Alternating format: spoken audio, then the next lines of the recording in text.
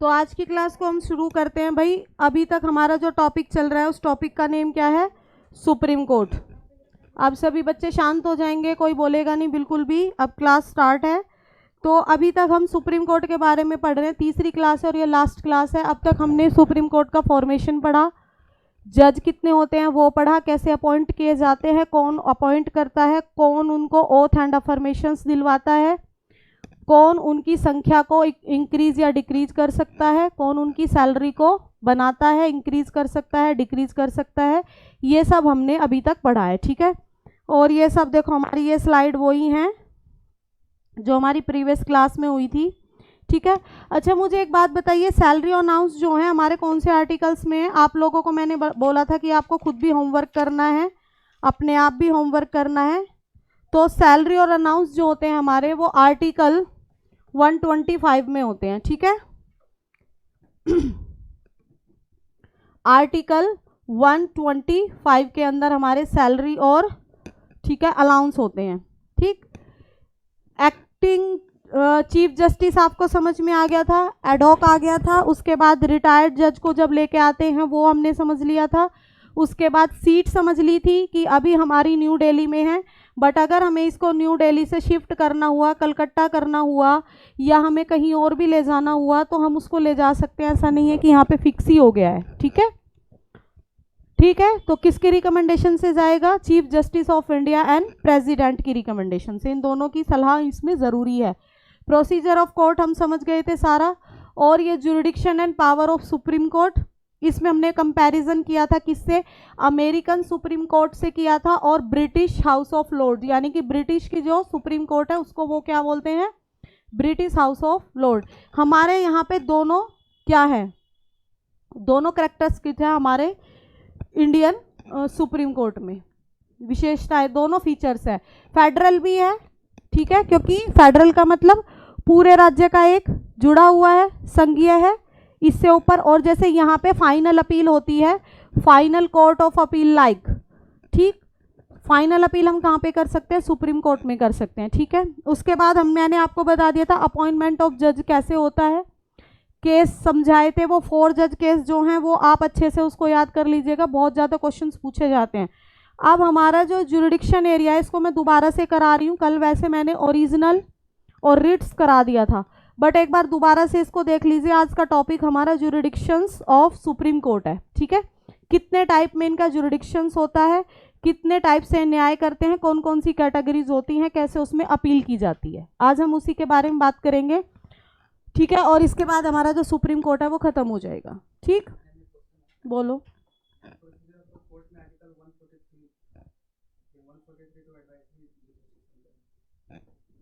बताऊंगी मेरे को, ठीक।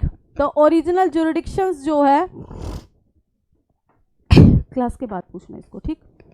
ओरिजिनल जुरिडिक्शन जो है हमारा मूल अधिकार क्षेत्र जो है, जैसे कि 3 कैटेगरीज में होता है कि स्टेट वर्सेस स्टेट हो जाए, ठीक, स्टेट वर्सेस स्टेट हो जाए, या फिर सेंटर वर्सेस स्टेट हो जाए, या सेंटर और स्टेट, कुछ स्टेट मिले हुए हो और बाकी स्टेट अलग हो, ठीक है। 3 कैटेगरी बताई थी यहाँ पे। एक तो यूनियन वर्सेस स्टेट हो जाए, ठीक है, यूनियन वर्सेस स्टेट हो जाए हमारा, यूनियन है, एक स्टेट हो सकता है, ठीक। स्टेट वर्सेस स्टेट हो जाए, स्टेट वर्सेस स्टेट हो जाए। उसके बाद क्या होगा? यूनियन प्लस में कुछ स्टेट हैं, या एक स्टेट है, 2 भी हो सकते हैं, 3 भी हो सकते हैं, और अगेंस्ट में कोई और स्टेट हो, ये भी एक से ज़्यादा हो सकते हैं, ये एक भी हो सकता है। इन 3 कैटेगरी में क्या होगा? अपील के थ्रू नहीं जाएंगे, सीधा डायरेक्ट हम सुप्रीम कोर्ट मूव करेंगे, ठीक है। ओरिजिनल जुरिडिक्शन हमारा ये होता है, मूल क्षेत्राधिकार हमारा सुप्रीम कोर्ट का ये है। इन 3 कैटेगरीज में आप कोई भी अपील के थ्रू नहीं जाओगे, सीधा मामला आपका कहाँ पे दर्ज होगा? सुप्रीम कोर्ट में दर्ज होगा, ठीक। ये फेडरल डिस्प्यूट, फेडरली डिस्प्यूट हो गया। अगर यूनियन के और स्टेट के बीच में अगर डिस्प्यूट है तो फेडरल डिस्प्यूट हो गया, ठीक है। ये एक्सक्लूसिव पावर होती है हमारी केवल और केवल सुप्रीम कोर्ट के पास। देखो, स्टेट वर्सेस स्टेट का भी झगड़ा है ना, तो वो अपने हाई कोर्ट में लेके जा सकते हैं, क्योंकि हाई कोर्ट में सर्वोच्च वही है, सॉरी, स्टेट में सर्वोच्च हाई कोर्ट है, सबसे अपर कोर्ट है हमारी। बट क्यों नहीं जाते हाई कोर्ट में? मान लीजिए, देखो पंजाब और हरियाणा के बीच में झगड़ा हुआ तो वो एक हाई कोर्ट में जा सकते हैं, ठीक है। बट मान लीजिए यहाँ पे हरियाणा और दिल्ली के बीच में कोई झगड़ा हो गया, ठीक है, इन दो स्टेट या यूटी के बीच में कोई झगड़ा हो गया, स्टेट में यूटी भी यहाँ पे इंक्लूड्स हैं, ठीक, इनके बीच में झगड़ा हो गया तो इसका तो जो हाई कोर्ट है वो चंडीगढ़ में है और इसका हाई कोर्ट वो दिल्ली में है। अब ये कहेगा कि मैं अपने हाई कोर्ट में जाऊंगा, ये कहेगा कि मैं अपने हाई कोर्ट में जाऊंगा, तो डिस्प्यूट होगा यहाँ पे या नहीं होगा? और भी ज़्यादा होगा। इसलिए इस चीज़ को यहाँ पे क्या किया गया, ख़त्म किया गया है कि अगर स्टेट का स्टेट के साथ झगड़ा है या यूटी के साथ झगड़ा है या उसमें यूनियन इंक्लूड है, किसी भी तरीके से 3 कंडीशंस बनती हैं, किसी भी तरीके से ये सब चीज़ें अगर होती हैं, कोई झगड़ा एक्यूमुलेट होता है, कोई झगड़ा होता है, किसी भी बात में डिस्प्यूट होता है, सीधा मामला सुप्रीम कोर्ट में जाएगा हमारा, ठीक है। अपील के माध्यम से नहीं जाएगा, सीधा जाएगा। रिट्स जुरिडिक्शंस, ठीक है, रिट्स जुरिडिक्शंस बताया था मैंने आपको, क्या होता है रिट्स? फंडामेंटल राइट याद करो अपने, आर्टिकल 32 हम लोगों के लिए है ना, कि हमारे किसी भी फंडामेंटल राइट का वायलेशन होता है, आर्टिकल 32 का 2, ठीक। इसमें रिट्स दी गई हैं, 5 तरह की रिट्स दी गई हैं जो हम यूज कर सकते हैं, ठीक। वो हमारा है, यानी कि पीपल्स का है। बट सुप्रीम कोर्ट कौन से आर्टिकल के थ्रू करेगा? 139। कौन से आर्टिकल के थ्रू करेगा ये? 139, ठीक। रिट्स क्या होती हैं कि अगर आपके किसी भी फंडामेंटल राइट्स का वायलेशंस हो रहा है तो आप सीधा सुप्रीम कोर्ट मूव करेंगे और सुप्रीम कोर्ट जो है वो तुरंत प्रभाव से, यानी कि एज सून एज पॉसिबल, जितना जल्दी होगा वो उसको कार्रवाई को सुनेगा, ठीक है, और आपको आपके फंडामेंटल राइट्स दिलाएगा। 5 तरीके की रिट्स होती हैं हमारे पास। इसमें क्या होता है बच्चों, हमारे पास सुप्रीम कोर्ट और हाई कोर्ट, ठीक है, हाई कोर्ट 2 to 6 के अंडर करता है, ठीक, हाई कोर्ट 2 to 6 के अंदर करता है। और सुप्रीम कोर्ट में देखो ज्यादातर क्वेश्चंस कहां से पूछा जाता है, रिट्स कहां है, रिट्स कहां है? तो सुप्रीम कोर्ट की रिट्स जो है वो आर्टिकल 32 में है, ना कि आर्टिकल 139 में। आर्टिकल 32 भी दे देगा, आर्टिकल 139 भी दे देगा। बताओ कौन सा आंसर सही होगा? आर्टिकल 32, क्योंकि रिट्स के बारे में वहां पे डिटेल में दिया गया। उन रिट्स को अप्लाई करना, उन रिट्स पे काम करना इस आर्टिकल के अंदर होगा, ठीक है। डिफरेंस समझ गए? कोई दिक्कत? चलो, अब इसमें जो रिट्स होती हैं बच्चों, वो 5 तरह की रिट्स होती हैं। एक बार उसको क्या करो, दोबारा से क्या करते हैं, रिवीजन कर लेते हैं, क्विक रिवीजन होता है। कौन कौन सी रिट्स होती हैं? पहली होती है कौन सी? हैबियस कॉर्पस, ठीक। हिंदी में क्या बोला जाता है इसको? हिंदी में क्या बोला जाएगा बच्चों? बंदी प्रत्यक्षीकरण, ठीक। इसमें क्या होता है, ये एक पर्टिकुलर बंदे के लिए होती है, पीपल के लिए होती है, कोई भी हो सकता है, मेल हो सकता है, फीमेल हो सकती है, यानी कि इसका मतलब होता है to have the body of, ठीक है, to have the body of, ठीक है, यानी कि आप क्या करो, मेरे सामने उस बॉडी को लेके आओ, ठीक। क्या हुआ, मान लो किसी की इलीगल गिरफ्तारी हो गई है, कोई एफआईआर दर्ज नहीं हुई है, कोई उसके ऊपर केस नहीं इन्होंने बनाया, पुलिस वालों ने, और उठा के उसको क्या कर दिया, थाने ले जाके बंद कर दिया और ना उसको मजिस्ट्रेट के सामने पेश किया। हम यही पढ़ते आए आर्टिकल 20, 22 इसी से रिलेटेड है ना, इसी से रिलेटेड है। तो उसमें क्या होता था कि अगर आपको किसी ने गिरफ्तार किया है किसी भी केस में, आपको 24 घंटे के अंदर अंदर आपको उसको मजिस्ट्रेट के, डिस्ट्रिक्ट मजिस्ट्रेट के सामने उसको पेश करना होगा, ठीक। या सबऑर्डिनेट कोर्ट्स जो होती हैं छोटी छोटी, जैसे छोटे मोटे झगड़े हो जाते हैं तो जो एसीपी रैंक के अधिकारी होते हैं वो ही निपटा देते हैं, डिस्ट्रिक्ट कोर्ट जाने की जरूरत नहीं पड़ती है, उनके सामने पेश करना होगा, यानी कि किसी अथॉरिटी के सामने आपको पेश करना होगा विद इन 24 आवर।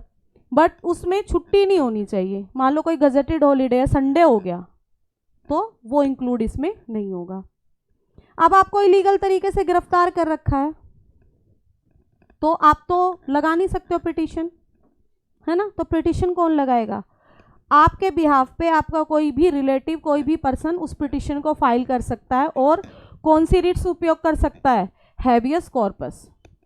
तो जब ये आप अप्लाई करोगे, ठीक है, पिटिशन फाइल करोगे कि ऐसे ऐसे इलीगल गिरफ्तारी हुई है, तो सुप्रीम कोर्ट की तरफ से तुरंत जिस ऑफिसर ने आपको गिरफ्तार किया है उस पर तुरंत क्वेश्चंस आएगा कि क्यों गिरफ्तार किया है, तो इसका वो बताइए इसने क्या क्राइम किया है। और अगर क्राइम किया है तो आपके पास एफआईआर होनी चाहिए, क्योंकि फर्स्ट इंफॉर्मेशन रिपोर्ट एफआईआर। अगर आपने एफआईआर ही दर्ज नहीं किया तो आपने किस बिहाफ पे इस बंदे को अरेस्ट किया हुआ है? तो फंस गया ना बंदा। इसीलिए लीगल तरीके से काम करना होता है। इलीगल गिरफ्तारी आप कर ही नहीं सकते हो। अगर कर ली और कोई बंदा उसमें फंस गया तो नौकरी बिल्कुल जाएगी, 100% जाएगी, क्योंकि सीधा हमें यहाँ पर सुप्रीम कोर्ट मूव करने का राइट है। ठीक। सेकंड कौन सी हमारी? मैंडामस।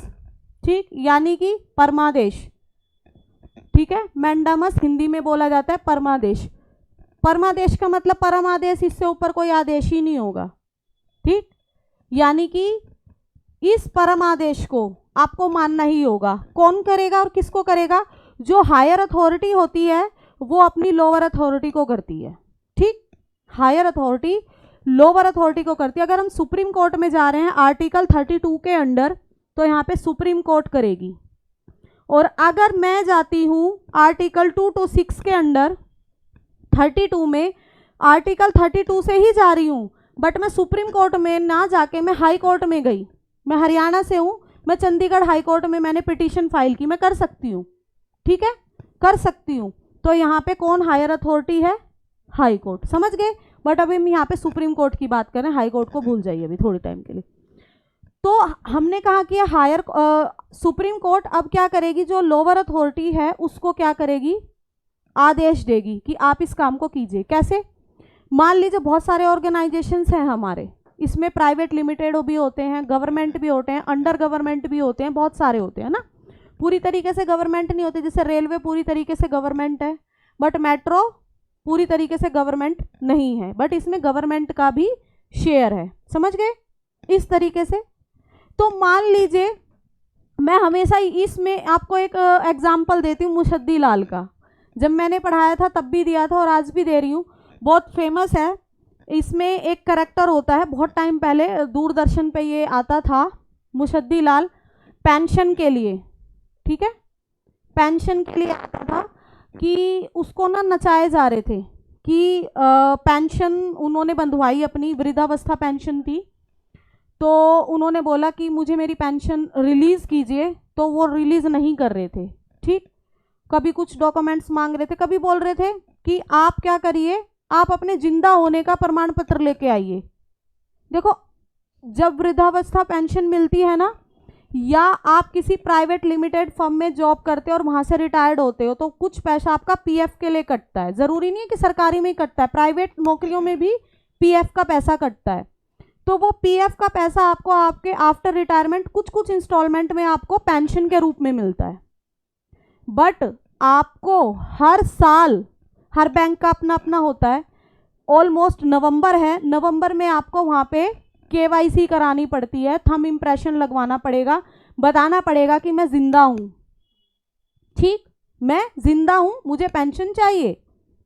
और अगर बाई चांस क्या हो जाए, उस बंदे की डेथ हो जाती है, तो वहाँ पे डेथ सर्टिफिकेट आपको जमा करवाना पड़ेगा। जो नॉमिनी होगा, जो बाकी पैसा होगा, उसके नॉमिनी को मिल जाता है। यही प्रोसीजर होता है। तो वहाँ पे उस बंदे से बोला गया कि आप क्या कीजिए, आप अपने जिंदा होने का प्रमाण पत्र लाइए। अब तो ये सब चीज़ें ऑनलाइन हो गई हैं, केवाईसी हो गई, आप घर बैठे बैठे करा सकते हो, या कहीं पे भी डिजिटल शॉप्स होती हैं, है ना, वहाँ पे जाके करा सकते हो। पहले ऐसा नहीं था। उन्होंने क्या किया, जो वो ऑफिसर था उसी को झापट मारा खींच के। ठीक, उसने क्या किया, आवेश में आके पुलिस में कंप्लेंट कर दी। फर्स्ट हो गया, एफआईआर हो गई, फर्स्ट इन्फॉर्मेशन रिपोर्ट। बोले, जब रिपोर्ट में दर्ज किया गया तो बोले मैं मुशद्दी लाल, बोला ये है मेरे जिंदा होने का प्रमाण। आप यही तो सर्टिफिकेट मांग रहे थे, पुलिस के रिकॉर्ड में मैं जिंदा हूं, मैंने आपको थप्पड़ मारा, मेरे ऊपर एफआईआर हुई।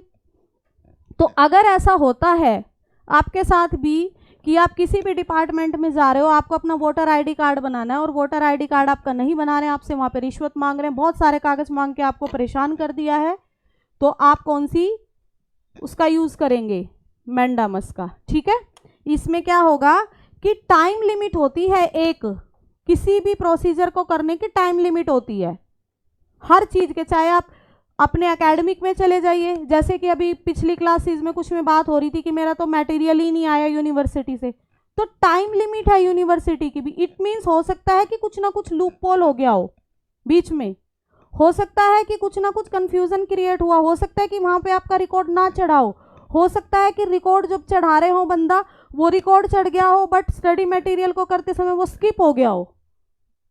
मशीन काम करती है पर मशीन पे काम करने वाला है तो इंसान ही ना, तो स्किप तो उससे भी हो सकता है, गलतियां तो उससे भी हो सकती हैं। तो हर चीज़ को करने की एक टाइम लिमिट हमारी गवर्नमेंट ने क्या की हुई है, फिक्स की हुई है।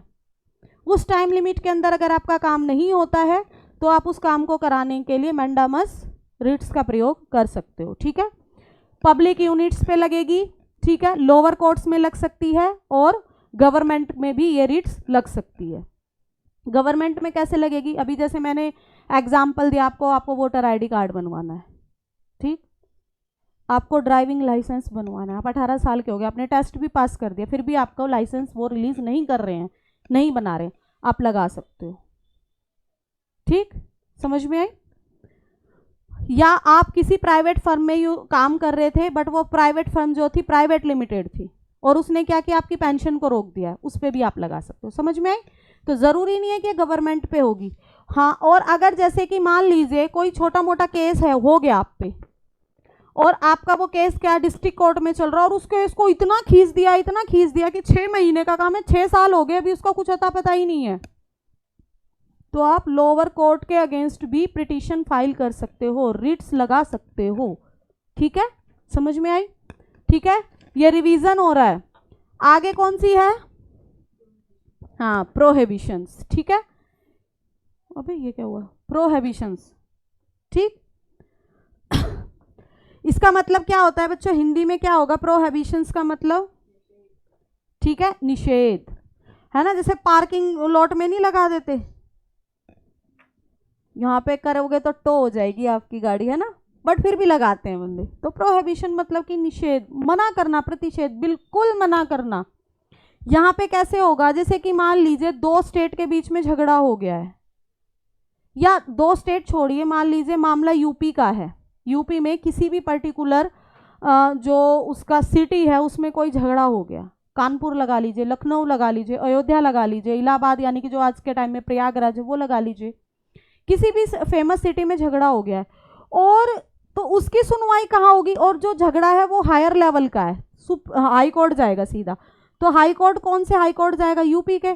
आप यूपी के हाई कोर्ट में ना जाके इस मामले को अगर आप कह दो कि भाई हिमाचल प्रदेश के हाई कोर्ट में शिमला में जाके इसकी सुनवाई करो, तो नहीं होगी, है ना। यानी कि इस मैटर की सुनवाई, यूपी के मैटर की सुनवाई हिमाचल कर रहा है। ठीक है, आपको पता लगा, अरे ये कैसे हो सकता है। ठीक है, आपने फॉर्म भरा किसका, आर्ट साइड का, और जबरदस्ती यूनिवर्सिटी आपको भेज दे बीकॉम की बुक्स और करो, करनी है, आपको क्या करे, जबरदस्ती करे, तो नहीं कर सकती है।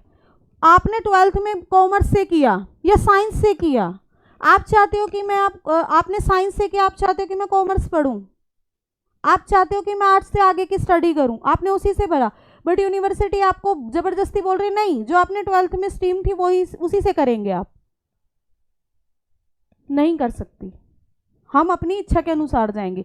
यानी कि जिसके अधिकार क्षेत्र का काम होगा वो उसी का ही काम होगा। यानी कि यूपी का जो केस है वो यूपी की हाई कोर्ट ही सुनेगी, ना कि हिमाचल की हाई कोर्ट। तो यहाँ पे अगर कोई ऐसा मैटर आता है तो सुप्रीम कोर्ट बोलता है कि आपके क्षेत्राधिकार में नहीं है, आपके जुडिशियल एरिया में नहीं है, इसलिए आप उस चीज़ को मत करो। किसको मना करेगा, यहाँ पे हिमाचल प्रदेश को मना करेगा, हिमाचल प्रदेश की हाई कोर्ट को मना करेगा कि जिसके जुडिशियल एरिया में आता है, ठीक है, उसमें ही वो करेगा। ठीक, प्रोहिबिशन का मतलब समझ गए। अगला क्या है हमारा, ठीक है, अगला क्या है, क्यू वारंटो हम बाद में पढ़ेंगे, पहले सर्शियरी देख लेते हैं। ठीक है, सर्शियरी समझिए पहले। सर्शियरी क्या होता है, मैंडामस और प्रोहिबिशंस को मिला के बनता है। ठीक है, सर्शियरी जो होता है मैंडामस और प्रोहिबिशंस को बना के मिलता है, यानी कि मैंडामस में तो आदेश देता है, वो करो, है ना, आदेश देता है ना, काम को करो, और प्रोहिबिशंस में मना करता है। तो इसी केस में अब क्या करेगा, प्रोहिबिट करेगा किसको, हिमाचल प्रदेश की कोर्ट को, और मैंडामस किसको करेगा, यूपी की को। यार तुम्हारे क्षेत्र में तुम करो ना भाई, उसको क्यों अपने न्यायिक क्षेत्र में घुसा रहे हो, वो क्या जानता है आपके सिनेरियो के बारे में। आप दिल्ली में रह रहे हो, दिल्ली में ही जन्मे हो, दिल्ली में ही आपने एजुकेशन ली है, और आपकी जॉब मान लो बेंगलोर में लग गई, तो आप एकदम से जाके ऐसे नहीं ढलोगे जैसे कि आप यहाँ पे रहते हो, सहज रहते हो, नहीं, एकदम से नहीं होगा, धीरे धीरे होता है, ग्रेजुअली होता है, क्योंकि आपको वहाँ का सिनेरियो नहीं पता है। जब स्टूडेंट बाहर से पढ़ने के लिए आता है उसको सेट होने में बहुत टाइम लग जाता है एकदम से, क्योंकि परिवेश होता है, जिस परिवेश में पले हो बड़े हो, आपकी जो हाई कोर्ट है वो आपके क्षेत्र को ही तो जानेगी अच्छे से, उसी पे ही काम करती है। तो यहाँ पे सर्शियरी जो है वो मैंडामस और प्रोहिबिशंस को मिला के बनता है, यानी कि एक को मना करेगी, किसको मना करेगी, जो उसके जुडिक्शन एरिया से बाहर काम कर रहा है उसको मना करेगी, और किसको करने के लिए बोलेगी, जिसके जुडिक्शन एरिया में वो चीज़ है। और क्यूअर वारंटो क्या होता है बच्चों, हमारा क्वेश्चन पूछना है ना, क्यू वारंटो क्वेश्चन पूछना, यानी कि क्यू वारंटो का मतलब होता है अधिकार परीक्षा, इसमें भी क्यू वारंटो लिख दिया हिंदी में, अधिकार परीक्षा। आप क्वेश्चनिंग कर सकते हो, यहाँ पे आपको पता लगा कि किसी भी गवर्नमेंट जॉब को पाने के लिए क्वालिफिकेशन ग्रेजुएशन है मिनिमम, बट आपको पता लगा कि एक बंदा जो है वो 12th पास करके ही उस पर लगा हुआ है, तो आप उस पर पिटिशन फाइल कर सकते हो, आप कर सकते हो, मैटर किसी और का है, आप कर सकते हो, क्वेश्चन पूछ सकते हो। ठीक है, बाय व्हाट अथॉरिटी, फिर आपको सुप्रीम कोर्ट उससे पूछेगा, क्या क्वेश्चन पूछेगा, बाय व्हाट अथॉरिटी, किस अथॉरिटी से आपने 12th पास को ग्रेजुएशन लेवल की जॉब के लिए अपॉइंट किया। तो जिस अथॉरिटी ने उसको अपॉइंट किया है वो, और जो बंदा अपॉइंट हुआ है वो, दोनों फंसेंगे। तो आप रिट्स समझ गए, ये रिट्स होती हैं, इस रिट्स को हमारे जुरिडिक्शन एरिया में लिया जाता है सुप्रीम कोर्ट के। अब सुप्रीम कोर्ट का जुरिडिक्शन एरिया में जो हमारी रिट्स है ना बेटा, वो हाई कोर्ट में ज़्यादा है। ठीक है, आपका सुप्रीम कोर्ट जो है वो केवल और केवल फंडामेंटल राइट का वायलेशन होने पर ही रिट्स जारी करेगा। ठीक है, फंडामेंटल राइट्स पे ही रिट्स जारी कर सकता है, और किसी मैटर पे नहीं करेगा। बट जो हमारे हाई कोर्ट्स होते हैं हर स्टेट के, वो फंडामेंटल राइट प्लस में अदर मैटर्स भी हो सकते हैं, सिविल मैटर्स में भी रिट्स को क्या करेगा, जारी कर सकता है। तो यहाँ पे बड़ा कौन हुआ, वाइड कौन हुआ, हाई कोर्ट। ठीक है, बट हम यहाँ पे सुप्रीम कोर्ट की बात कर रहे हैं। तो सुप्रीम कोर्ट में भी रिट्स जुरिडिक्शंस, आप समझ गए क्या होता है, कि रिट्स के द्वारा अपनी किसी भी बात को सुप्रीम कोर्ट के सामने रखना, और इकलौती केवल और केवल हम पब्लिक के पास यही एक पावर है सीधा सुप्रीम कोर्ट में मूव करने की। ठीक है, और चीज़ में नहीं कर सकते हो। पिटीशन पूछ सकते हो, जैसे कि पिटीशन फाइल करना होता है। अब जो ये मैंने आपको क्यू वारंटो बताया, इसमें भी तो दूसरे का ही मैटर है, पूछ सकते हो। ठीक, आपका मैंडामस था, उसमें भी पूछ सकते हो, अगर आपको पता लगा कि फलाने बंदे का काम जो है उसको नहीं पता है कुछ भी, उसके बिहाफ पे आप पूछ लीजिए, आपको मना थोड़ी ना करेंगे। बट जो मामला है वो क्या होना चाहिए, लॉजिकल होना चाहिए। ऐवे नहीं है कि किसी भी चीज़ पे आप पिटीशन फाइल करोगे, उल्टी सीधी पिटीशन फाइल करोगे तो फाइन भी लगता है। ठीक है, समझ में आ गया। देखो यहाँ पे लिखा हुआ है, the writ jurisdictions of the higher court is wider than of the supreme court. Wider है हाई कोर्ट की, क्यों वाइडर है, क्योंकि फंडामेंटल राइट्स के अलावा भी अदर मैटर्स में भी ये रिट्स को जारी कर सकती है। ठीक है, आगे है हमारा एपीलेट जुरिडिक्शंस। ठीक, इंपॉर्टेंट है, ध्यान से देखिएगा। एपीलेट जुरिडिक्शंस का मतलब होता है अपील के द्वारा जाना। जैसे एक था ओरिजिनल जुरिडिक्शन, आप क्या गए, सीधे पहुंच गए, आपको हाई कोर्ट को भी लेने की भी इसमें जरूरत नहीं है, आप सीधे पहुंचे। कौन कौन से मामले पहुंचते पता, एक होता है एपीलेट जुरिडिक्शन, इट मीन्स क्या है कि आप अपील के द्वारा जा रहे हो, सीधे नहीं जा रहे हो, अपील के द्वारा आप यहाँ पे सुप्रीम कोर्ट जा रहे हो। ठीक, कौन कौन से आर्टिकल में है, आर्टिकल 32, 132, 133, 134 और 134 का ए। ठीक है, और भी है। ठीक, ये मेन है जो हमारे एपिलेटेड जुरिडिक्शंस में आते हैं। ठीक, अपील के माध्यम से जाएंगे, इसमें बहुत सारे केसेस होते हैं। The supreme court is the primary court of appeal and hear appeals against the judgment of the lower court. ठीक है, इसको सुनिए, समझिए क्या होगा, लोअर कोर्ट के डिसीजन के अगेंस्ट आप जाओगे। ठीक, लोअर कोर्ट के डिसीजन के अगेंस्ट आप जाओगे। ठीक है, कौन सी अपील्स को हेयर करता है court, against the judgment of lower court. ठीक है, against the judgment of lower court. ठीक है, ये wide appellate jurisdiction which can be classified under 4 heads. 4 तरीके के इसके जो हैं 4 टाइप्स के हमारे जो हैं अपील जुरिडिक्शंस हैं, तो वो क्या होगा, उसमें हम क्या कर सकते हैं, हाई कोर्ट में, सॉरी सुप्रीम कोर्ट में मूव कर सकते हैं। ठीक है, तो ठीक है, इसमें मूव कर सकते हैं हम। तो अब देखिए कौन कौन से हमारे वो मैटर्स होते हैं। सिविल मैटर्स है पहला हमारा। ठीक है, सिविल मैटर्स है, इसमें पहला एक और होगा,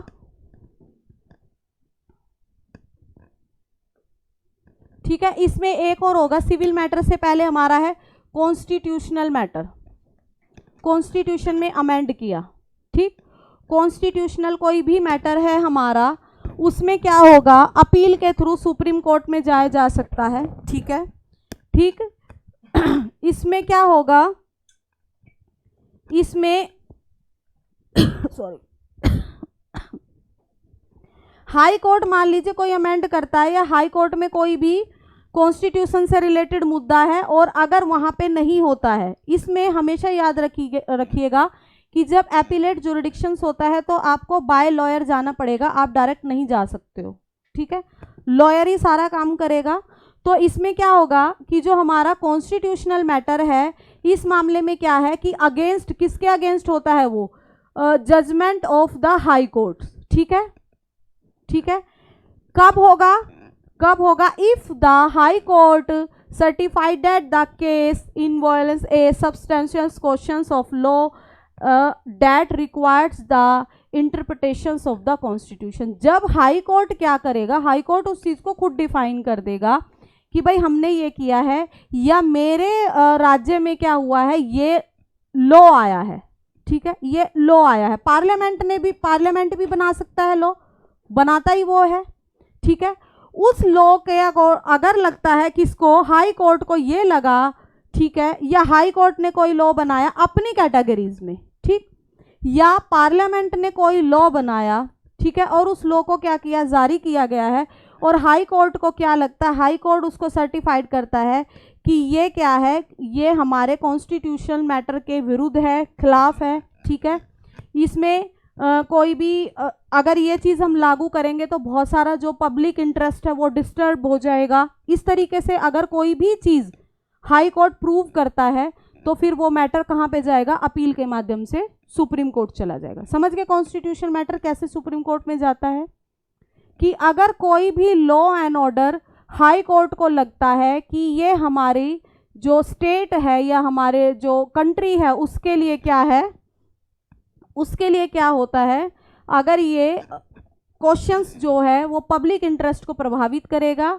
और ये सही नहीं है, तो सुप्रीम कोर्ट में उसके खिलाफ जो है अपील दायर की जाएगी। कॉन्स्टिट्यूशनल ये होता है। फिर आगे आगे हमारे सिविल मैटर्स आ जाते हैं। सिविल मैटर्स क्या होते हैं हमारे, इसमें भी कोई उच्च न्यायालय के विरुद्ध कोई भी निर्णय जाएगा। देखो उच्च न्यायालय से ही सारे जो अपील के थ्रू जाएंगे ना बच्चों, वो हाई कोर्ट के ही थ्रू जाएंगे। यहाँ पे डिस्ट्रिक्ट कोर्ट नहीं आएगी, वहाँ पे भी वाया हाई कोर्ट था। ठीक है, कभी कभी सुप्रीम कोर्ट हाई कोर्ट से खुद केस ले लेती है कि नहीं तुम मत करो, इसको मैं करता हूँ। ठीक, तो इसमें भी क्या होगा, सिविल मैटर हो, चाहे क्रिमिनल मैटर हो, चाहे रेवेन्यू से रिलेटेड मैटर हो, चाहे कॉन्स्टिट्यूशन से रिलेटेड मैटर हो, कोई भी मैटर होगा वाया हाई कोर्ट ही जाएगा, गांठ बांध लीजिए। ठीक, इसमें क्या होता है कि ऑप्शंस में दे देंगे आपको डिस्ट्रिक्ट कोर्ट। अच्छा, अब डिस्ट्रिक्ट कोर्ट के मैटर्स मतलब कि कोई भी अगर डिसीजन आता है डिस्ट्रिक्ट कोर्ट का और आप उससे क्या हो सेटिस्फाइड नहीं हो, तो क्या आप सीधा सुप्रीम कोर्ट जाओगे? नहीं, पहले आपको हाई कोर्ट मूव करना पड़ेगा, फिर हाई कोर्ट में वो केस चलेगा, फिर आपको सुप्रीम कोर्ट मूव करना पड़ेगा। तो कोई भी मैटर अगर अपील के माध्यम से आ रहा है, हम एपिलेट जुडिशन पढ़ रहे हैं, तो अपील के माध्यम से अगर कोई भी केस जाता है तो वो हाई कोर्ट के थ्रू ही जाएगा। ठीक है, तो यहाँ पे भी हाई कोर्ट के थ्रू है, from any judgment of a high court, फिर आ गया वही चीज। ठीक, judgment of the high court. High court certifies, क्या क्या सर्टिफाइड्स करेगा कि वो सिविल मैटर जो उसमें चला गया। ठीक है, यानी कि कोई भी क्वेश्चन है जो जर्नल इंपॉर्टेंस से रिलेटेड है, वाया एडवोकेट जाएगा। ठीक है, आप नहीं लेके जा सकते हो कि आपने हाई कोर्ट से पर्ची पकड़ी और जाके सीधा सुप्रीम कोर्ट में दे दी, नहीं। आप कभी भी देखिएगा, हाई कोर्ट छोड़ दीजिए, सुप्रीम कोर्ट छोड़ दीजिए, आप डिस्ट्रिक्ट कोर्ट में भी जाओगे ना, जज को आप सीधा एक पर्ची नहीं पकड़ा सकते हो। आप अपनी बात रख सकते हो सिर्फ बोल के, बट अगर आपको रिटर्न फॉर्म में कुछ भी देनी होगी तो आपको वाया वकील जाना होगा, वकील को मीडिएटर बनाना पड़ेगा, ऐसे नहीं जा सकते हो। ठीक है, तो अब जैसे कि एक बहुत फेमस केस है, मैं यहाँ पे आपको बताती हूँ, ट्रिपल तलाक का जो केस आया था अभी पीछे, पिछली गवर्नमेंट ने जो किया था ट्रिपल तलाक, एक लेडीज से रिलेटेड मामला था, बट इससे क्या हो रहा था कि पूरी जो मुस्लिम कम्युनिटी की लेडीज थी वो प्रभावित थी। तो इसका मतलब क्या हो गया, सिविल मैटर हो गया और किससे, सोसाइटी इंपॉर्टेंस का मैटर हो गया। ठीक है, राम मंदिर बनाने का मुद्दा था, एक दो बंदे पीआईएल अगर दाखिल करते और उस पर फिर दिक्कत होती तो फिर क्या किया गया, पब्लिक इंपॉर्टेंस का मामला है। ठीक है, खासकर रिलीजन से रिलेटेड या कोई भी और मैटर है, कोई भी मैटर है। अच्छा एक बात बताइए, केशवानंद भारती एक इंसान ही तो था, एक पर्सन ही तो था, बट उसके केस को जब सुना गया तो उसमें कितने सारे सिनेरियो को इकट्ठा किया गया, पूरे इंडिया को छोड़िए हमारे कॉन्स्टिट्यूशन को इफेक्ट कर दिया उसने, लिखा गया और अभी तक भी वो चीज चल रही है कि बेसिक स्ट्रक्चर को छेड़े बिना आप अमेंड कर सकते हो, है ना, समझ में आई। तो ये सब चीजें हैं कि पब्लिक इंपॉर्टेंस से जुड़ा हुआ मैटर है, ये जर्नल मैटर है, बहुत ज्यादा पब्लिक इंपॉर्टेंस से जुड़ा हुआ मैटर है। और अगर खुद ही डिसाइड कर दे हाई कोर्ट की ये जो क्वेश्चंस है, जो भी मतलब मैटर है, क्वेश्चंस है, that the question need to be decided by the supreme court, कि सुप्रीम कोर्ट को ही हैंडल करने दीजिए इस मैटर को, मैं नहीं करूंगा। अगर खुद ही वो डिसाइड कर दे, दो तरीके से जाएगा, अगर जर्नल इंपॉर्टेंस है यानी कि पब्लिक से रिलेटेड है कि इस डिसीजन से बहुत सारी पब्लिक इफेक्ट होगी, या फिर दूसरा क्या होगा कि खुद ही कह दे कि नहीं जी आप ही देखिए मैं नहीं देख रहा। क्रिमिनल मैटर्स होंगे आगे हमारे, क्रिमिनल्स मैटर समझते हो, हत्या कर दी, मर्डर कर दिया, बहुत बड़ी डकैती डाल दी, बैंक रॉबरी कर दी, इस तरीके से जो भयानक तरीके के अपराध होते हैं, बड़े लेवल के जो अपराध होते हैं, गैंगस्टर वाले समझ लीजिए। ठीक, तो अब ये कैसे जाती है, इसकी अपील कैसे लगती है, इसमें भी वही होगा। देखो मान लीजिए पहला पॉइंट क्या है इसका, डिस्ट्रिक्ट कोर्ट ने कोई मैटर सुनाया, फैसला सुनाया, हाई कोर्ट गया। ठीक है, हाई कोर्ट में उनको क्या थी, मान लो डिस्ट्रिक्ट कोर्ट ने क्या कर दिया, उसको आजीवन कारावास दे दिया। उसने इस फैसले के खिलाफ कहाँ पे अपील दायर की, हाई कोर्ट में की। अब हाई कोर्ट में मैटर आया, अभी सुप्रीम कोर्ट नहीं पहुंचेगा वो, हाई कोर्ट में उसको उम्मीद थी कि मैं बेगुनाह हूं या मैंने क्या किया है कि बहुत मजबूरी में ये कांड किया है ना, किसी की हत्या हो गई, मैंने तो उसको धक्का दिया था, मुझे थोड़ी ना पता था कि वो मर जाएगा। ठीक, तो उसको क्या थी कि बहुत कम सजा होनी चाहिए मुझे या माफ होनी चाहिए, और इसमें उलट क्या हो गया कि उसको फांसी की सजा दे दी हाई कोर्ट ने। ठीक, बहुत सारे मामले होते हैं ऐसे, फांसी की सजा दे दी, उसके खिलाफ जो अपील जाएगी वो कहाँ जाएगी? सुप्रीम कोर्ट में। यानी कि सजा कम हो सकती थी या समाप्त हो सकती थी, बट उसको फांसी की सजा में कन्वर्ट कर दिया। पहला जो केस है हमारा वो ही बोलता है, उसको डेथ में उन्होंने बदल दिया। ठीक है।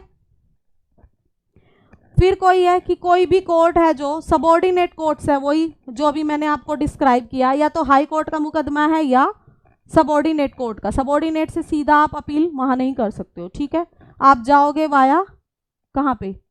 हाई कोर्ट ही। ठीक। और तीसरा बात वही हो कि जो अगर 1/4 appeals of the supreme court, यानी कि अगर आपको लग रहा है कि ये जो केस है ये भैया सुप्रीम कोर्ट ही सुनेगा, हम नहीं सुन सकते। निर्भया कांड याद है आपको? उसमें क्या हुआ था? फास्ट ट्रैक मामला था और उसके बाद बहुत सारे चेंजेस हुए। रेप केस जो आते हैं अब उसमें बहुत सारे चेंजेस हुए। और उसमें क्या था, बार बार वो पिटीशन उन्होंने प्रेसिडेंट के पास भी पिटीशन लगाई थी, बट क्या उनका जो अपराध था वो क्षमा करने लायक था? बिल्कुल भी नहीं था। फांसी दी गई एटलीस्ट। एक ने खुद को अपने आप ही खत्म कर लिया था जेल में डर से। ठीक है। एक उसमें क्या था, नाबालिग था 18 साल से, उसकी पहचान छिपाई गई। जबकि ये सबसे बड़ा जो ड्रॉबैक है हमारे जुडिशन एरिया का वो यही है। ठीक है। आप एक बात लगाइए, बसों की सीट पे लिखा होता है कि 12 साल से ऊपर के बच्चे का पूरा टिकट लगेगा। लिखा होता है? नहीं लिखा होता, आधा लगेगा। अच्छा, अब नहीं लिखा होता होगा, हटा दिया होगा। बट ये लॉ है कि अगर आपका बच्चा 12 साल से ऊपर का है तो आपको टिकट लेना पड़ेगा। पूरा टिकट लीजिए, पूरी सीट दीजिए उसको। या आप मेट्रो में देखते होगे, अगर आपके बच्चे की हाइट 3 फीट से ऊंची है, वहां पे उनको तो एज से मैटर ही नहीं है, टिकट लगेगा। और टिकट आधा नहीं लगता, पूरा लगता है। लगता है। जब आप हाइट से और एज से टिकट को मेजर कर सकते हो तो फिर क्राइम क्यों नहीं? हम बोलते हैं कि 13 ईयर का बच्चा जो होता है वो हर चीज समझता है, टीनेजर एज में आ जाता है, वो अच्छा खासा, अच्छा बुरा सब कुछ समझ सकता है, गुड बैड सब कुछ समझ सकता है। तो फिर अगर वो कोई क्राइम करे तो उसको फिर सजा क्यों नहीं? तो उसको 3 साल किसमें, जुवेनाइल कोर्ट में रखा, उसमें ये छोटे बच्चों की जो कस्टडी होती है रिलीज कर दिया, पहचान छिपाई गई। क्यों? पता है पब्लिक ही मार डालेगी उसको फिर बाहर। ये ड्रॉबैक भी है। ठीक। तो इस तरीके से होते हैं कि भैया सुप्रीम कोर्ट ने, हाई कोर्ट ने हाथ जोड़ लिया कि भैया इस मैटर को मैं नहीं देखूंगा, बहुत जघन्य अपराध है। पश्चिम बंगाल में भी डॉक्टर्स के साथ जो हुआ, सुप्रीम कोर्ट में मामला है, सीधा सीधा सुप्रीम कोर्ट संज्ञान ले रहा, हाई कोर्ट ने हाथ जोड़ लिए।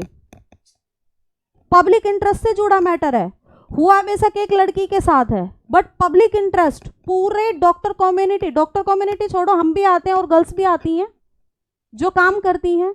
ठीक है। ऐसे बहुत सारे हैं, ऐसे मर्डर भी हो जाते हैं। ठीक है। जैसे कभी कभी क्या होता है कि किसी डॉक्टर का मर्डर कर दिया तो वो भी पब्लिक इंटरेस्ट से मैटर जुड़ गया। क्यों भाई? पब्लिक प्लेस पे डॉक्टर का मर्डर कर दिया या किसी वकील का मर्डर कर दिया, किसी को गोली मार दी, तो ये भी पब्लिक इंटरेस्ट से जो मैटर जुड़ जाते हैं। और जो क्या हो जाते हैं, बहुत ज़्यादा हाईलाइट मैटर हो जाते हैं, बहुत ज़्यादा क्रूशियल मैटर्स हो जाते हैं, रेयर ऑफ रेयर्स जो केस हो जाते हैं, वो सीधा सुप्रीम कोर्ट चले जाते हैं। हाई कोर्ट बोलता है भैया मैं नहीं सुनूंगा, आप ही सुनिए। ठीक। अब स्पेशल लीव टू अपील्स, ये हमने पढ़ लिया। स्पेशल लीव टू अपील्स ये कैसे करेंगे आप? Appeal by special leaves. ठीक है।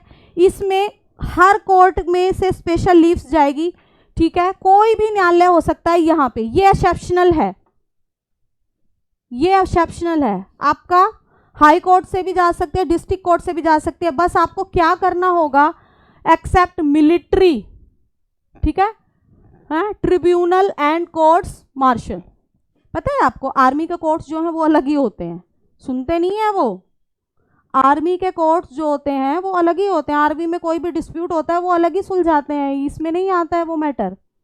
यहाँ पे सिविल, क्रिमिनल, रिवेन्यू, कॉन्स्टिट्यूशनल्स मैटर आते हैं। बट जो हमारी आर्मी से रिलेटेड मैटर्स होते हैं उनकी अलग कोर्ट होती है। होती है, अलग ही होती है, अलग ही सुनते हैं। सुप्रीम कोर्ट वो मैटर नहीं आता है, इसमें लिख दिया एक्सेप्शनल है, एक्सेप्ट है, ये है ही नहीं उसमें। इनको छोड़ के किसी भी उसका कोर्ट मार्शल करना है तो क्या सुप्रीम कोर्ट लाके कोर्ट मार्शल करेंगे? उन्हीं की कोर्ट करती है। ठीक है, समझ में आ गई? तो इसमें क्या किया जा सकता है कि अपनी स्पेशल पिटीशंस जो है आप वो कर सकते हो। ठीक है, बहुत सारे मैटर्स हो गए, जैसे कि क्या हो गया, आपका फंडामेंटल राइट का वायलेशन होगा तो पिटीशंस तो फाइल करोगे ही ना, तो स्पेशल लीव पिटीशंस वही बोली जाती है। स्पेशल लीव, जैसे कि मैंने आपको बताया, सबसे पहला रिट्स कौन सी थी मेरी, उसमें बिना वजह आपको बंदी बनाया गया था, उसको छुड़वाने के लिए। ठीक है, स्पेशल पिटीशन फाइल होगी। ठीक है, वो वाया हाई कोर्ट नहीं जाएगी। ठीक, आपको समझ में आ गया? ये वही सब चीज़ें हैं। ये इसमें क्या होते हैं, इसमें बहुत सारे मैटर्स होते हैं। कोई कॉन्स्टिट्यूशन से रिलेटेड इतना गहन मुद्दा है कि फटाफट से स्पेशल लीव पिटीशंस फाइल करनी पड़ेगी इसमें। ठीक है, सिविल मैटर हो गया, कोई क्रिमिनल हो गया, इनकम टैक्स से रिलेटेड मैटर हो गया। ठीक है, स्लैब को इतना ज़्यादा बढ़ा दिया कि लोग घूम गए हैं बिल्कुल, और पता है कि पब्लिक इंपॉर्टेंस जो है उससे जुड़ा हुआ मामला हो गया, इससे ज़्यादा कुछ हो सकता है। ठीक है, रिलीजन से रिलेटेड हो जाता है, लेबर से रिलेटेड है, रिवेन्यू से है, या एडवोकेट से रिलेटेड। एडवोकेट अपने मैटर को स्पेशल लीव पिटीशंस फाइल करके सीधा सुप्रीम कोर्ट ले जाते हैं। एडवोकेट को तो सब पता है ना, लूप पोल भी पता है और पेच भी पता है, कहाँ खींचना है कहाँ लूज करना है। ठीक है, एडवाइजरी जुडिक्शंस ऑफ सुप्रीम कोर्ट। ठीक, अब एडवाइजरी, अपील समझ गए, अपील कैसे कैसे होती है, किस किस क्षेत्र से होती है। अब ये हो गया मेरा एडवाइजरी। एडवाइज किसको करेंगे ये, इनसे केवल एक ही बंदा एडवाइज मांग सकता है, एक ही के पास पावर है, प्रेसिडेंट के पास, और कोई इनसे एडवाइज नहीं मांग सकता। मैं सलाह नहीं मांग सकती, या आपके COM नहीं मांग सकते, जिसमें हमारे PM भी शामिल है, नहीं मांग सकते, सिर्फ प्रेसिडेंट। अच्छा, इसमें क्या होगा कि प्रेसिडेंट जो है वो इनसे सलाह मांगेंगे, 2 मैटर्स पे मांग सकते हैं, 2 कैटेगरीज पे मांगेंगे। या तो कोई लॉ से संबंधित मैटर है, अब मान लीजिए द्रौपदी मुर्मू जी के पास कोई ऐसा मैटर है, कोई ऐसा केस आया लॉ से रिलेटेड, बट उन्होंने लॉ की पढ़ाई तो की हुई नहीं है, तो वो क्या ही समझेंगी, तो वो क्या कहती हैं कि आप मुझे समझाइए, एडवाइस दीजिए। लॉ से रिलेटेड है, या कौन सा मैटर होगा आपका, प्री कॉन्स्टिट्यूशनल्स मैटर। ठीक है, कौन सा, प्री कॉन्स्टिट्यूशनल्स मैटर, यानी कि क्या होगा कि कॉन्स्टिट्यूशन बनने से पहले कोई मैटर था, ठीक है, वो मैटर आ गया, प्री कॉन्स्टिट्यूशन मैटर।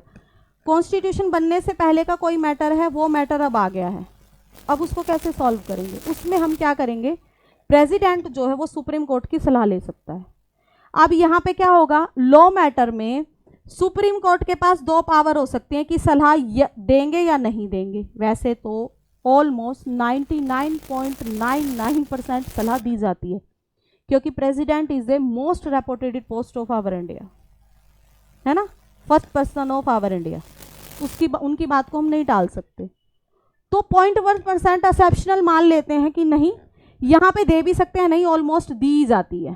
ठीक, दूसरे में क्या है, प्री कॉन्स्टिट्यूशन मैटर है, मान लो कोई सनद आ गई, ठीक है, या कोई ऐसी सनद समझते हो ना, वो कोई जमीन के कागज निकल गए पहले वाले, ठीक है, और मैंने उस पर क्या की, अपील फाइल कर दी, किसी ने किसी की जमीन दबाई, मतलब ये मैं अपने बिहाफ पे कह रही हूँ, बट हम यहाँ पे ट्रिटी की बात कर रहे हैं, संधियों की बात कर रहे हैं, या उस मतलब कि आपके स्टेट की बात करो या यूटी के एरिया की बात करो जो संधि से पहले थे, मतलब सॉरी कॉन्स्टिट्यूशन बनने से पहले के थे, वो खुल के आ गए हैं अब कागज, उस पे सलाह लेनी है, उस पे सलाह लेनी है। तब अब इसमें क्या करेगा, इसमें भी इनके पास क्या है, एक ही है, देना पड़ेगा, यहाँ पे कोई ऑप्शंस नहीं है, ठीक है। सुप्रीम कोर्ट को ये सलाह देनी पड़ेगी, वो बाइंडिंग है सलाह देने के लिए, ठीक है, वो बाइंडिंग है, बंधा हुआ है, देनी ही पड़ेगी, ठीक है, बाइंडिंग है, देनी ही पड़ेगी सलाह, कुछ भी हो जाओ। अब यहाँ पे प्रेसिडेंट के पास 2 पावर आ जाती हैं। देखो, supreme court is binding to give advice, ठीक, ये कोटेशन आप समझ गए, बाइंड है उसको देनी पड़ेगी। बट यहाँ पे प्रेसिडेंट के पास 2 पावर आती है। इन्होंने किसको दी? प्रेसिडेंट को दी। अब प्रेसिडेंट के पास 2 पावर आती हैं कि वो उसको मानेंगे या नहीं मानेंगे। ठीक है, समझ में? ठीक, प्रेसिडेंट मे और मे नॉट एक्सेप्ट हिज या हर एडवाइस या सजेशंस। ठीक, हिज अगर मेल है और हर अगर फीमेल है। समझ में आई? ठीक, तो ये कोड क्या था हमारा? Advisory jurisdictions. समझ में आई? चलो, समझ गए? सलाह, ये तो नाम से ही पता लगता है सलाह देना, बट ये समझना है कि किसको सलाह देनी है, कौन मांग सकता है। हम थोड़ी ना मांग सकते हैं भाई सुप्रीम कोर्ट से, संजीव खन्ना से मिल नहीं पाओगे। ठीक है, अगर आपका भगवान ना करे फंडामेंटल राइट का वायलेशन हो के अगर आप पिटीशन के थ्रू भी सुप्रीम कोर्ट जाते हो ना, तो आप 34 जो जज की बेंचेज है उनसे नहीं मिलोगे। ऐसा नहीं है कि केवल 34 या 35 ही जज हैं, और नहीं है, बहुत सारे हैं। ठीक है, तो ये सब चीजें हैं, बट ये क्या होते हैं, इनके पास ज्यादा पावर्स होती है। ये पूरे अब कॉन्स्टिट्यूशंस मैटर हैं बहुत सारे। ठीक है, बहुत बड़े बड़े क्रिमिनल केस हैं।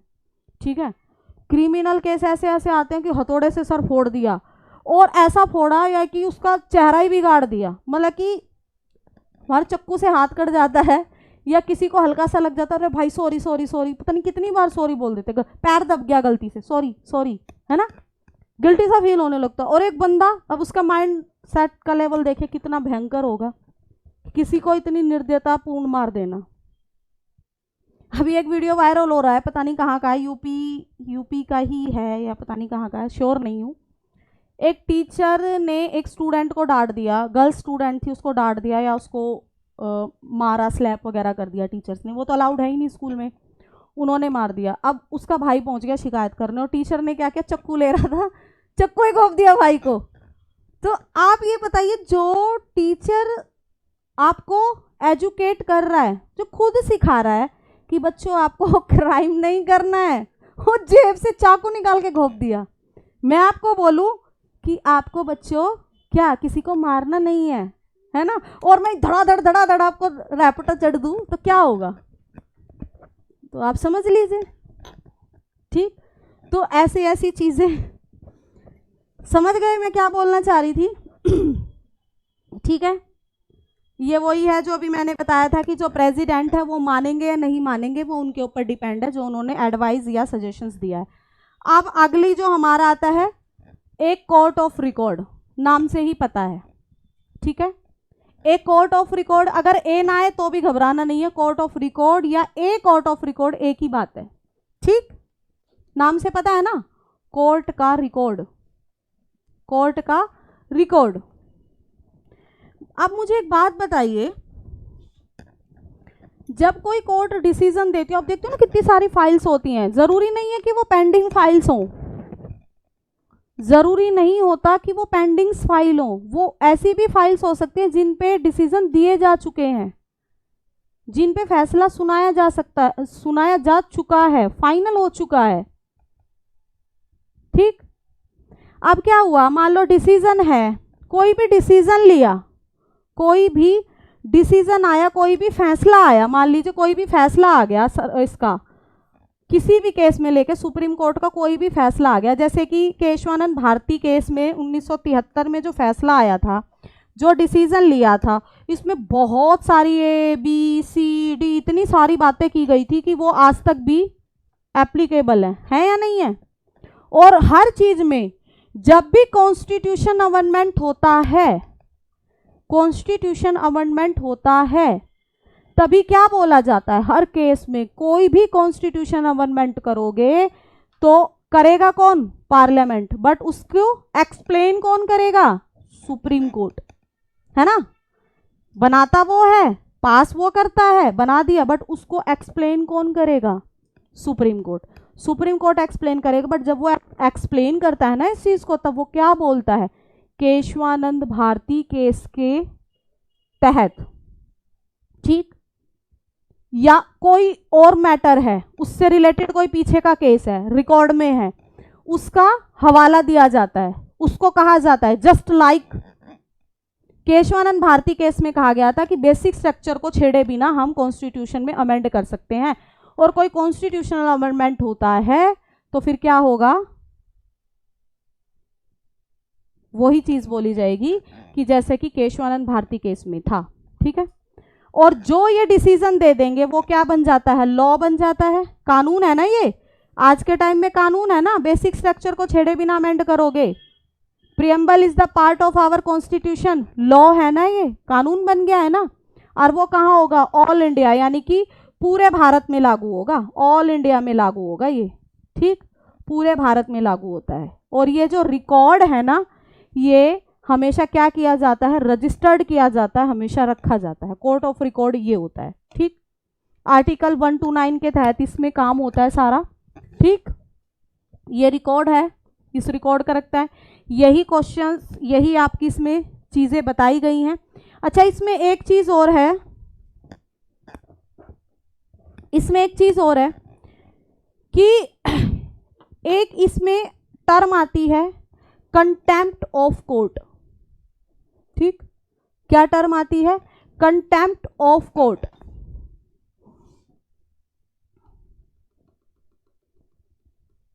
अरे इरेजर से ही साफ कर लेंगे।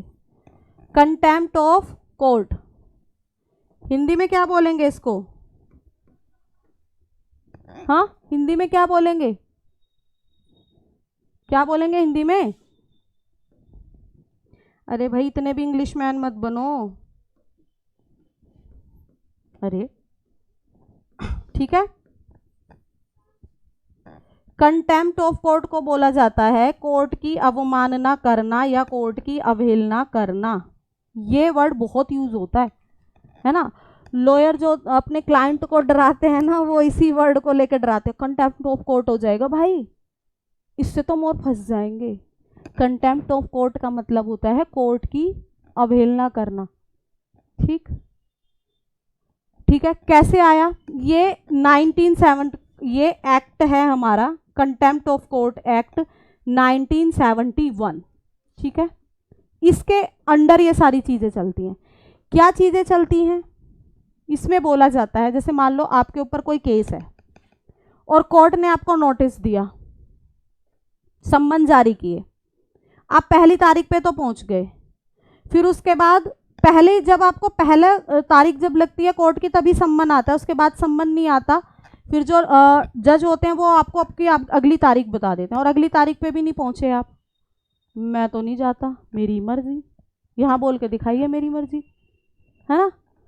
एक बार नहीं गए, दो बार नहीं गए, तीन बार नहीं गए, घर से पकड़वा लेंगे, उठवा लेंगे, और नॉन बेलेबल ऑफेंस है, आपने कंटेम्प्ट ऑफ कोर्ट कर दिया, कोर्ट की बात नहीं मानी, जज की बात नहीं मानी, जो वहां पे भगवान की तरह काम कर रहा है, जज का निर्णय इट मीन्स इजिकल टू भगवान। उस टाइम पे सुप्रीम कोर्ट में जो संजीव खन्ना है या जो जज है वहां पे जो भी फैसला सुना देंगे वो भगवान भी नहीं बदल सकता, बदल सकता है।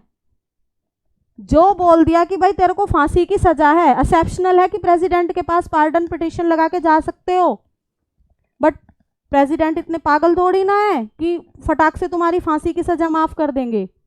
तो कहते हैं कि सुप्रीम कोर्ट के द्वारा दिया गया फैसला कुछ एक्सेप्शनल छोड़ के भगवान भी नहीं बदल सकता। हाँ, तो भगवान ही हो गए धरती के, समझ गए। और आप उसी की अवमानना कर रहे हो। ये जरूरी नहीं है कि सुप्रीम कोर्ट में ही है, ये आप डिस्ट्रिक्ट कोर्ट में भी यही लागू होता है। अगर डिस्ट्रिक्ट कोर्ट में भी आप तारीख पे नहीं गए तो आपको नॉन बेलेबल ऑफेंस निकाल देंगे, अरेस्ट करो जी इसको, और क्या करेंगे 2000 रुपये फाइन और 6 मंथ की जेल या बोथ। ठीक, समझ में आ गया। ये कैसे आया contempt of court act.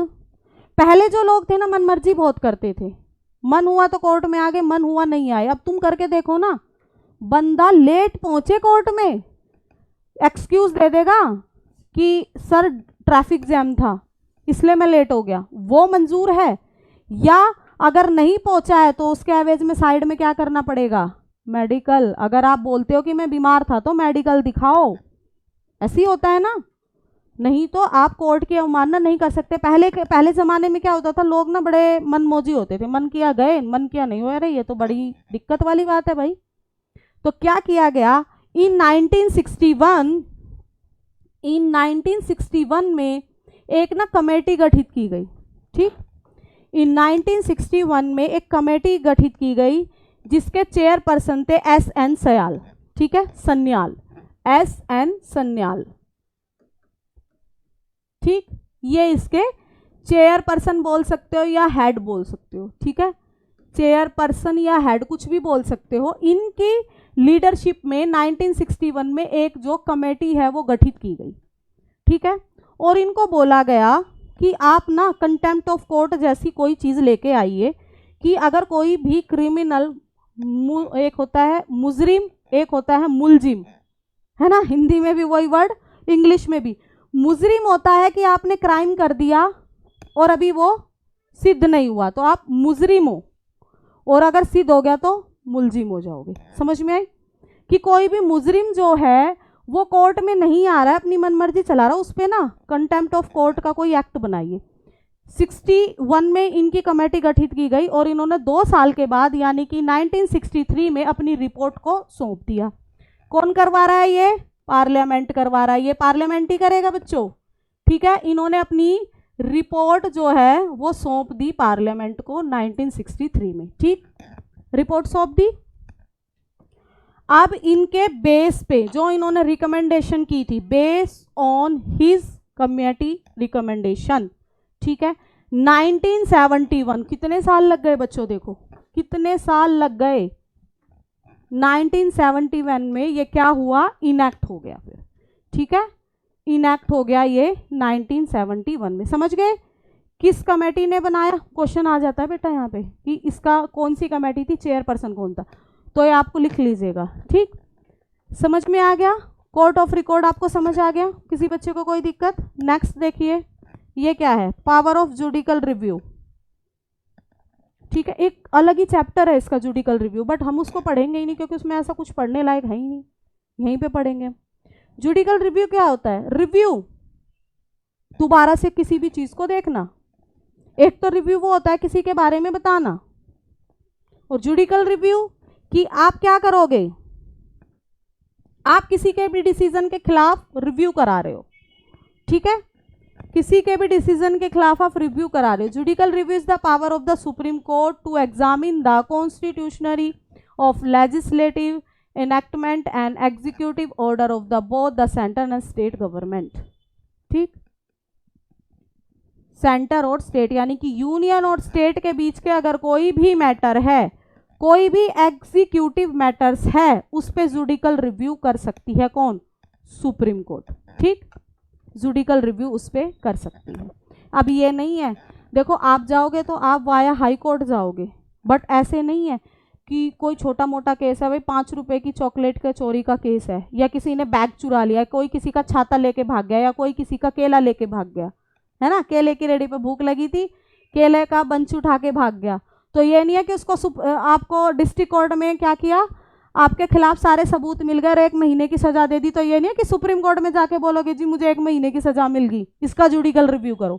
Matter जो है वो पब्लिक इंपॉर्टेंस या हमारी ज़्यादातर यूनियन और स्टेट के बीच के ही मैटर्स उसमें जाते हैं, या कॉन्स्टिट्यूशन से रिलेटेड मैटर्स हमारे जाते हैं। ठीक है, समझ में आ गया? यही सब है।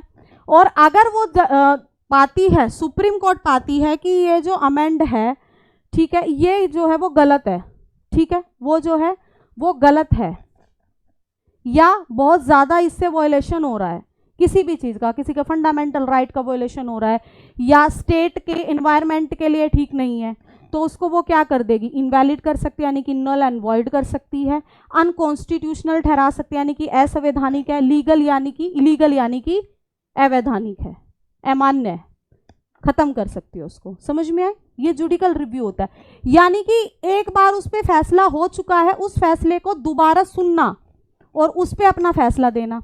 अब इसमें एक चीज और समझिए, जो जुडिकल रिव्यू की पावर है, इसको अगर ऑब्लिक में हम एक वर्ड आता है यहाँ पे, रिविजनल पावर। जुडिकल रिव्यू तो हाई कोर्ट का भी कर सकती है, करेगी, हाई कोर्ट का ही करेगी, ठीक, किसी कोर्ट के मैटर को जुडिकल रिव्यू करेगी। एक होता है रिविजनल, शायद मैंने इसमें नहीं लिखा है, ठीक है, ठीक ठीक है, इसमें लिखा ही नहीं है। एक होती है रिविजनल पावर, रिवीजन करना, दोहराना, किसी के फैसले को वो ही दोहरा सकती है। ये कहाँ पे लागू हो सकता है? सुप्रीम कोर्ट में ही लागू है कि अपने फैसले को क्या करेगी, काट सकती है, ओवर रूल्ड कर सकती है। याद कीजिए आप बेरूबरी मामला केस 1960 में जो आया था, इसमें एक बात कही गई थी कि preamble is not part of our constitution, हमारे कॉन्स्टिट्यूशन का पार्ट नहीं है। किसने कहा? सुप्रीम कोर्ट ने। सुप्रीम कोर्ट कह देगा वो फाइनल होता है। अब उसके 13 साल बाद फिर से केशवानंद भारती केस आया। अब उसमें क्या किया? अपने ही डिसीजन को ओवर रूल्ड कर दिया, ठीक, और क्या कहा अब कि preamble is a part of our constitution, यानी कि रिवीजन करना और डिसीजन को चेंज करना केवल सुप्रीम कोर्ट ही कर सकती है, ये हाई कोर्ट के पास भी नहीं है, ठीक है, ठीक है। Other powers of our supreme court क्या होती हैं? बहुत सारी हैं। कोई भी मैंने बताया था जब प्रेसिडेंट और वाइस प्रेसिडेंट पढ़ाया था कि इनके इलेक्शन से रिलेटेड कोई भी अगर मैटर होता है, ठीक है, वो सुप्रीम कोर्ट में ही सुना जाता है, ठीक है। नेक्स्ट क्या होगा कि आपके यूनियन पब्लिक सर्विस कमीशन जो है हमारा, यूपीएससी जो है, उसके चेयरपर्सन हैं, उस कमीशन में जितने मेंबर्स हैं उनके ऊपर ऑब्जर्व करना, नज़र रखना, ठीक है, ये सब कौन करता है? हमारा सुप्रीम कोर्ट करता है, ठीक है, ठीक।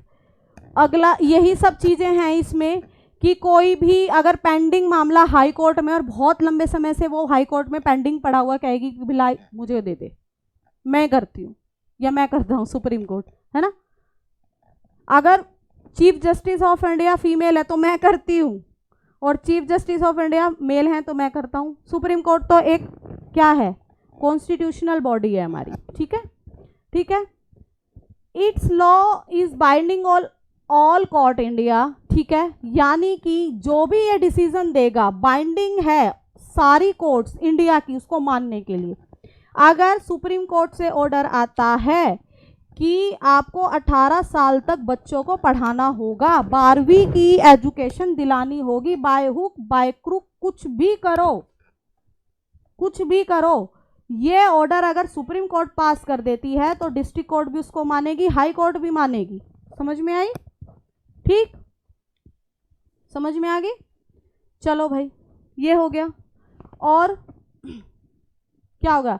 इंटरप्रेट करता है, ये व्याख्या करता है, ठीक। मैंने बताया बनाने का काम किसका? पार्लियामेंट का, और बताने का काम किसका? सुप्रीम कोर्ट का, ठीक, ठीक है ना। तो ये सभी बातें हैं हमारी, इसको सारे जो हमारे ट्रिब्यूनल्स कोर्ट्स हैं, सारे कोर्ट्स के ऊपर इसका क्या है? क्या है? कंट्रोल है, ठीक है, बदल सकती है। तो thank you so much. But इससे पहले भी थैंक यू नहीं बोलते, एक चीज और है, एक पावर और है इसकी, ठीक है, एनलार्जमेंट पावर, ठीक, enlargement power, enlargement power. Enlargement power का मतलब क्या होगा बच्चों? यानी कि अपनी पावर को बढ़ाना, ठीक, अपनी पावर को बढ़ाना। अंडर आर्टिकल कौन से हो गए? 138, ठीक, अंडर आर्टिकल 138 इसमें क्या होगा? Enlargement of power. Supreme court अपनी पावर को बढ़ा सकता है, ठीक है। कैसे बढ़ाएगा? हाई कोर्ट में अगर कोई मैटर है बहुत लंबे समय से चल रहा है, जो अदर में भी आ रही है, जो अदर में भी मैंने उसको लिख दिया है, बट लार्जमेंट तो है ही, बहुत लार्ज है, बहुत वाइड है, एपेक्स है, इंडिपेंडेंट है, बट अपने आप कैसे बढ़ा सकती है? हाई कोर्ट से बोलेगा कि नहीं भाई तू एक काम कर, ये जो मैटर है वो मेरे पास ट्रांसफर कर दे, तो इट मीन्स इसने क्या किया? अपनी पावर को बढ़ा लिया। और अगर क्या बोलता है? पार्लियामेंट बाय लॉ, अगर पार्लियामेंट कोई भी कानून बना के इनकी पावर को बढ़ा देता है, देखो आता है ना कि जुडिशरी वाकई में इंडिपेंडेंट है या नहीं है। अगर जुडिशरी में कोई भी पावर को बढ़ाना है या घटाना है तो वाया पार्लियामेंट ही जाना पड़ेगा। पार्लियामेंट ही लॉ बनाएगा, पार्लियामेंट ही डिसाइड करता है कितने वकील, कितने जज होंगे, कितने सीनियर मोस्ट जजेस होंगे, जस्टिस होंगे, है ना। जज तो बहुत होते हैं, जस्टिस एक चीफ जस्टिस, बाकी 33 जस्टिस। पार्लियामेंट चाहे तो 20 कर दे इनको, पार्लियामेंट चाहे तो 50 कर दे, 100 कर दे।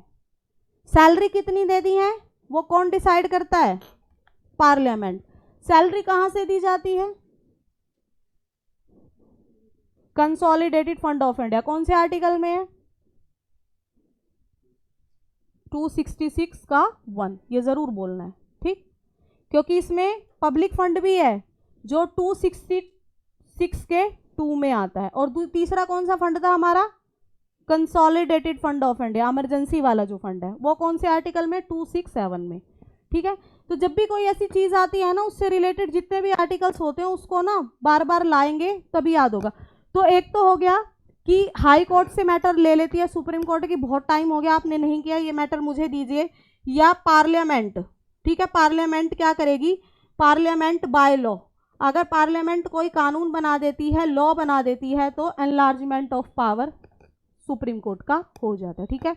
तो आज की क्लास में इतना ही। अब हमारा थैंक यू सो मच सच में ही होता है और सुप्रीम कोर्ट भी हमारा यहाँ पे ख़त्म होता है, ठीक है।